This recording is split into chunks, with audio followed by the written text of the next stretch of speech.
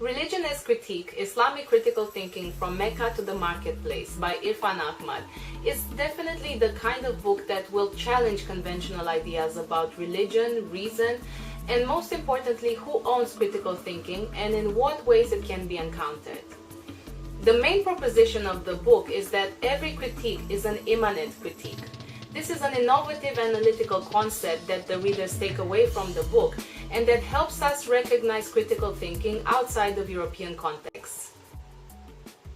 We know that reason originated in ancient Greece and that it developed in Europe in a historically linear manner that finally reached its perfection in the European Age of Reason. The Enlightenment gave us pure reason and transcendental critique, which is regarded as the highest form of reasoning that is universally applicable across geographies and cultures. The presumption here is that critique is necessarily secular, scholarly, and pretty much non-existent in the rest of the world, which supposedly remains intellectually unrefined due to regressive cultural and religious practices. This is the idea of reason and universalism that we hardly ever come to question. In Religion as Critique, Irfan Ahmad invites us to think critically and locate the Enlightenment thought in its own context and history. As he beautifully argues chapter by chapter, he demonstrates that the Enlightenment idea of reason and critique is just one among many others. Ahmad argues that every critique, including Enlightenment thought, is grounded in its own social history and intellectual practice. The concept of immanent critique tells us that the European philosophers were not the only ones who exercised critical thinking. This is a powerful thought because Europe constructed its identity in the name of reason and civilization against a series of others. And it is precisely in this context of imperial expansion that the whole culture versus civilization debate began. Europe had civilization and reason, while the rest of the world was lagging behind because of regressive cultures and religions. Here, Irfan Ahmad argues that the Enlightenment did not constitute a break with Christianity and boldly refers to the Enlightenment as an ethnic project. On a discursive level, this is very significant because it reveals how Europe constructed its others as objects of critique in order to legitimize its own superiority. We know that Islam is one of the archetypal other that reinforces the identity of Europe.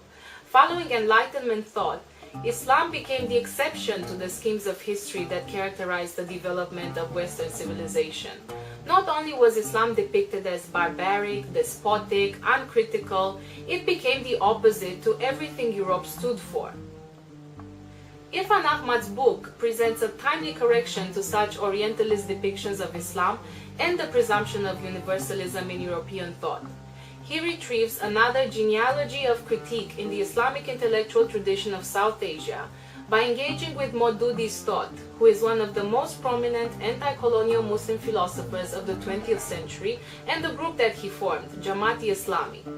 Maududi was an advocate of freedom of critique and freedom of expression, and his ideas were highly contested and engaged with in a climate that required elevated styles of argumentation among religious scholars. This episode alone, elaborated by Ahmad in the second part of the book, stands quite oddly with the European idea of critique being secular and absent from Islam. Ahmad invalidates the universalism of European thought and the presumption that revelation or religion is opposed to reason. But the argument grows even more compelling. For Ahmad, religion becomes the source of critique. He invites us to consider a truly global history of reflexivity, which is at the core of critique. Instead of solely assigning the birth of reason to ancient Greece, which Europe exclusively claims as its antiquity, Ahmad takes us back to the axial age, the era between 800 to 200 BC, when major religions like Buddhism and Judaism were founded and humanity developed its reflexive and spiritual character. Following this, what we now call religion appeared in various forms across the world with the main purpose to transform and critique the status quo of society. Moses, Buddha, Jesus, and later Muhammad were critics par excellence, critics of their times. Buddha, for example, opposed caste hierarchy, and Moses sought to restore moral order according to the word of God. In Islam, a religion that continues the Abrahamic revelations, this critical capacity is enacted and embodied by Prophet Muhammad through what Ahmad calls the prophetic critical enterprise. Ahmad reminds us that the Quranic word for Muhammad's mission is Islam, which means reform. What else is reform if not the implementation of a critique?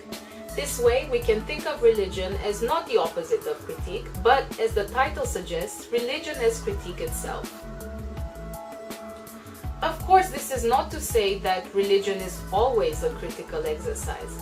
Over time and at different historical junctions, religious interpretations do become more literal or fundamentalist, and today's myriad of religious contestations are witness to that.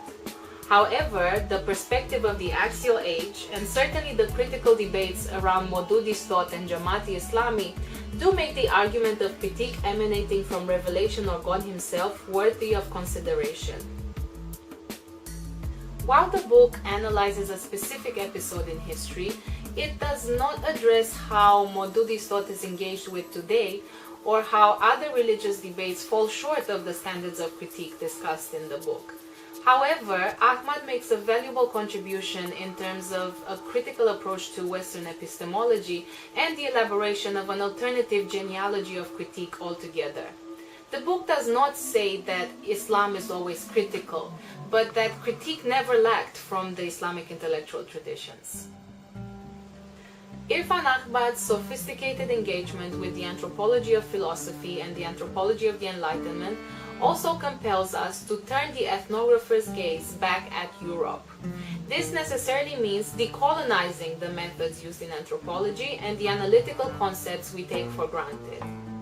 I see this book as part of a growing corpus of scholarship that refutes post-colonial reliance on Western theory, while retrieving analytical concepts from different intellectual traditions. It is a vital contribution to the recovery and appreciation of the epistemic pluriverse that different intellectual traditions have to offer. Irfan Ahmad's innovative approach gives us the analytical tool of immanent critique, and thus contributes to the development of new epistemic registers. These new genealogies of analytical concepts help not only anthropology, but are imperatively needed across all disciplines. Religion as critique strikes a perfect balance between conceptual analysis and empirical material. I'm confident that students and scholars alike, especially in the field of anthropology, Islamic studies, intellectual history, comparative political thought, and all other social sciences, will benefit a lot from this book.